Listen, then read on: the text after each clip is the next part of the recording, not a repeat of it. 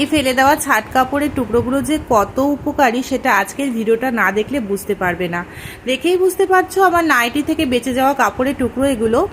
আর এগুলো দিয়ে আমি তৈরি করব একটা দুর্দান্ত জিনিস। তো হ্যালো বন্ধুরা, সবাইকে স্বাগত আমার চ্যানেলে। সবাই কেমন আছো? আমি কিন্তু খুব ভালো আছি।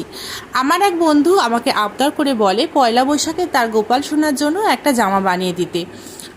আর তার সেই আবদার রাখতেই নতুন টুকরো কাপড়ের সন্ধান করতে গিয়ে আমি এই আমার নাইটির কাপড়ের এক্সট্রা যে কাপড় রেখে দিয়েছিলাম সেইটা পেয়ে যাই। তো ওটা দিয়ে আমি বানাচ্ছি দেখো।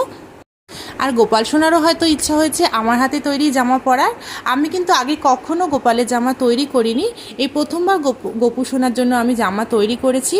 দেখো জামাটা তৈরি হয়ে গেছে। জামাটা কেমন হয়েছে আর ভিডিওটা কেমন হয়েছে আমাকে অবশ্যই কমেন্টের মাধ্যমে জানিও। সবাই ভালো থেকো, সুস্থ থেকো। দেখা হবে নেক্সট ভিডিওতে। টাটা।